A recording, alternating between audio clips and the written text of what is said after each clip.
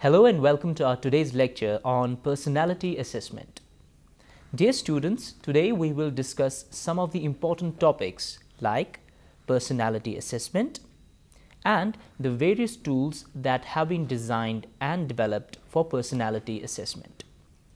Before discussing the concept of personality assessment, let's try to understand the concept of measurement and assessment, how they are interrelated, and what is the difference between these concepts. Measurement is the process by which information about the attributes or characteristics of things are determined and differentiated.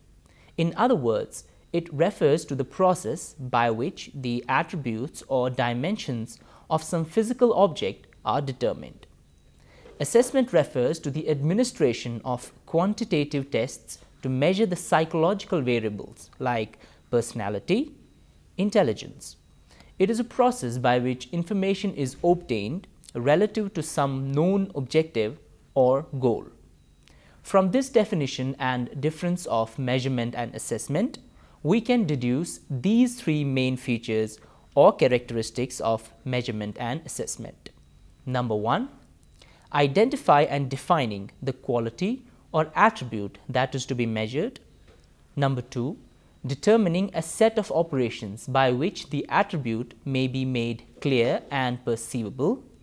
And number three, establishing a set of procedures or definitions for translating observations into quantitative statements of degree or amount.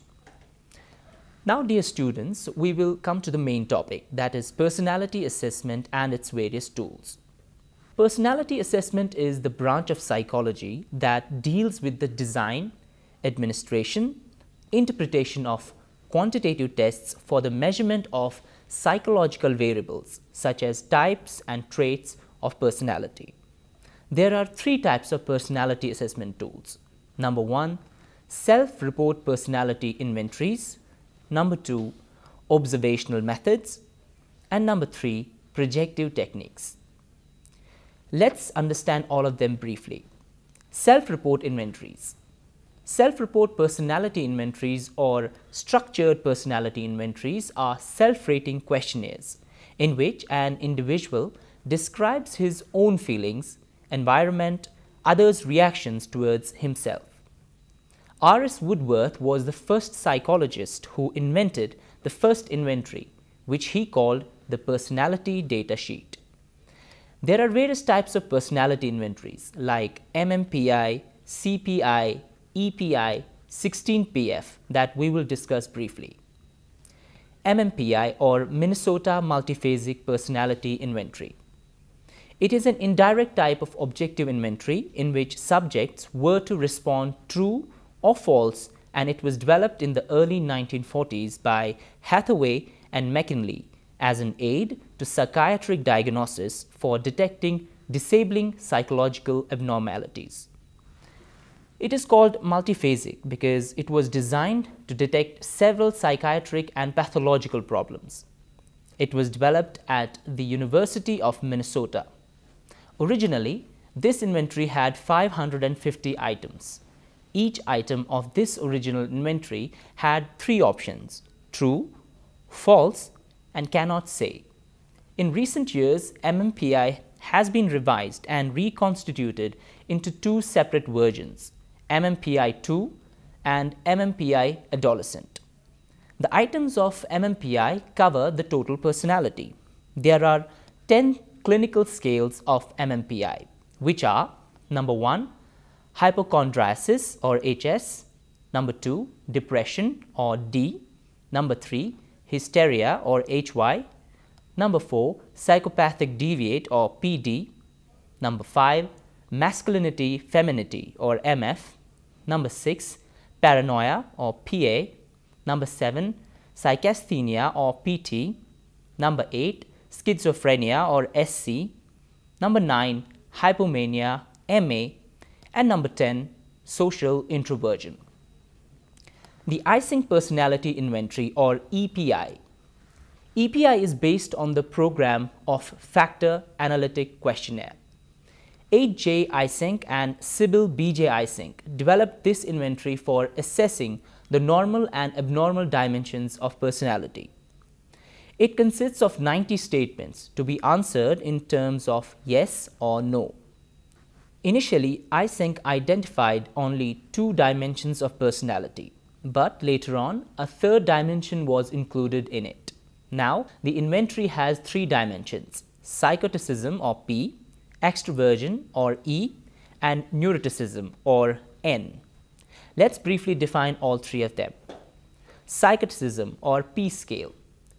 It assesses the dimension of psychoticism, traits like poor concentration, poor memory, insensitivity, liking for unusual things, lack of caring for others. A person scoring high on this scale indicates impulsivity, aggressive traits, lack of empathy, preference for unusual things. Extroversion or E scale. Extroversion is characterized by being talkative, outgoing, in need of external stimulation. E scale assesses the dimensions and its opposite pole, that is introversion. High scores on E scale indicates such persons are fun-loving and gregarious.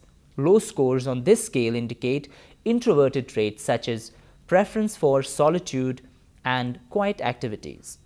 Such persons show tender-mindedness and seriousness. Neuroticism or N scale. N scale assesses the traits like slowness in thoughts and actions, suggestibility, tendency to repress unpleasant facts, and lack of sociability. A high score on this dimension indicates that the person is nervous, maladjusted, and over-emotional, and a low score indicates that the person is stable and confident. California Psychological Inventory or CPI. It is an in-depth structured personality assessment tool originally developed by Harrison Goff in 1957. Initially, it consisted of 480 items, but later on, after multiple revisions, its original length of items was reduced to 434. All the 434 items are to be answered as either true or false. Most of the items of CPI have been drawn from MMPI. But it differs from MMPI in terms of usage. It is specifically used for assessing personalities of normal adult personalities, whereas MMPI assesses only the personalities of abnormal persons. In the latest version of CPI, there are 20 scales on which scores are yielded. Among these 20 scales, 3 are validity scales designed to assess test-taking attitudes. These 3 scales are designated as well-being, which is also written as WB, based on responses by a normal person asked to fake bad, good impression or GI, based on responses by a normal person asked to fake good, and communality CM, based on a frequency count of highly popular responses. The remaining 17 scales provide scores on personality dimensions like dominance, sociability, self-acceptance, responsibility, socialization, self-control, achievement via conformance, achievement via independence, empathy, and independence. Cotell's Personality Questionnaire. The Cotell's Personality Questionnaire, or commonly known as 16 Personality Factor Questionnaire, 16PF, is one of the most important personality inventory. It was developed to obtain a comprehensive description of personality. Cotell used factor analysis by compiling all personality trait names found in dictionary and in psychological literature. It starts with a large database with intercorrelation of a large number of items. In the same way, R.B. Cotell compiled a list of 18,000 terms and reduced by combining synonyms. It is designed for ages 16 and over, and it yields 16 scores separately on 16 traits of personality. Each of it is bipolar. It has problem-solving questions, which contains 15 items at the end of the inventory, which consists of reasoning scale intended to measure mental ability. Inclusion for measures of 3 indices of response style in the questionnaire enables experimenter to assess random responding, acquiesce tendency, and attempts to show socially desirable or undesirable qualities. Dear students, apart from the self-report inventories we discussed so far, various attempts have been made in India to construct our own tests. Some of the self-report inventories that have been developed include the one made by Bengali in 1964, who developed a multiphasic personality inventory, which he named it as Youth Adjustment Analyzer, or YAA, meant to screen out maladjusted students from the college-going population. Dear students, as we discuss the self-report inventories as objective tools for personality assessment, there are some projective techniques of personality assessment. Let's understand what they are. Projective techniques are indirect and unstructured methods of personality assessment designed to yield information about someone's personality on the basis of their unrestricted response to ambiguous objects or situations. The term projective technique had been introduced by Lawrence Frank in 1939. Two main projective technique tests are Rorschach ink blot test and TAT. Characteristics of projective techniques. Number 1. Ambiguous material. In projective techniques, ambiguous material is used. Ambiguous material means that every subject can interpret the test stimuli in his own way. Number 2. Evoke responses from the unconscious. Projective tests are implicit in nature because the subject projects his inner feelings in the test situations. Number 3. Freedom to respond. These tests provide freedom to the subject to respond in any possible manner to test stimuli. Number 4. Answers are not right or wrong. In projective tests, responses are not evaluated or scored on the basis of right or wrong. Number 5. Holistic approach. Projective tests study the totality of behavior. Rorschach ink blot test. It is a projective test developed by a Swiss psychiatrist named Hermann Rorschach in 1921. He developed it as a tool for diagnostic investigation of personality as a whole. It consists of 10 ink blots, 11 into 9 inches that are symmetrical. That is, the left side of each card is essentially a mirror image of the right side. 5 of the ink blots are, that's cards 1, 4, 5, 6, 7, are made in shades of black and grey, and others are multicolored. In this test, the cards are presented one by one along with a blank card on which the subject locates his responses. He or she is asked to look at the ink blot and to say everything that the ink blot looks like. After administering and completion of test, the experimenter analyzes a Rorschach test record by scoring each response in terms of 4 features like location, determinant, content, and originality. Let's discuss these features one by one. Location. The responses of the subject may be whole blot, W, major blot, D, small usual detail, small d, DD, unusual detail, S, which is also called white space. Determinant. Form or F, color or C, or combination of the two, FC or CF, texture and shading, movement in progress of the cards. Content. Animal or A, human being or H, and inanimate objects seen by the subject in the cards. Originality. Original responses marked as O and popular responses marked as P. Experimenter interprets these 4 categories in relation with each other, not separately. Thematic apperception test. This projective technique has been introduced by Henry Murray to measure the need for achievement, but it was fully developed by Morgan for the assessment of personality. The term thematic has been derived from the term thema, which refers to a subject or topic on which a person thinks, speaks, or writes. Whereas apperception refers to clear perception involving definite recognition and identification. The test material of TAT consists of 31 cards, 30 depicting various pictures which portray human beings in a variety of actual life situations, and among 31 cards, 1 is blank. 10 each of these cards are meant for males, 10 for females, and 10 for both sexes.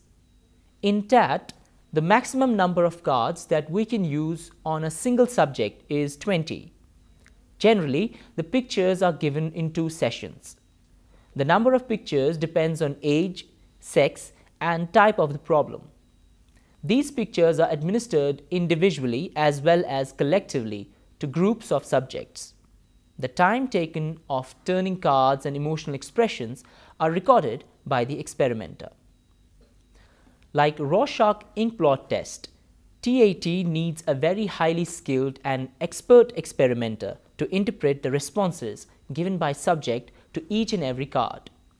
In TAT, the 2 assumptions that guide in interpretation and analysis are the attributes of the hero or main character in the story representing tendencies in the respondent's own personality, and secondly, the characteristics of hero's environment representing significant aspects of the subject's own environment. The stories of thematic apperception test are scored on these contents: hero of the story, needs and conflicts of the hero, unusual responses, deletion and addition in the pictures, and emotional expression. Overall, from the discussion of projective techniques, we can state that these techniques yield very useful data of the overall personality. Dear students, we discussed multiple self-report inventories and various projective techniques. We will now discuss interview as a tool of personality assessment.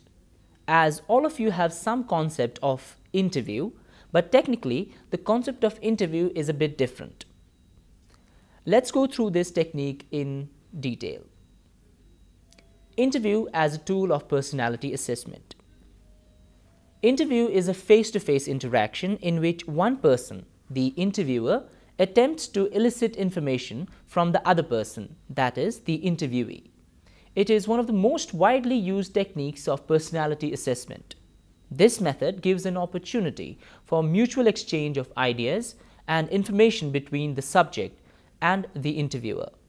The subject's answer to the question and his other behavior serve as important clues to the interviewer.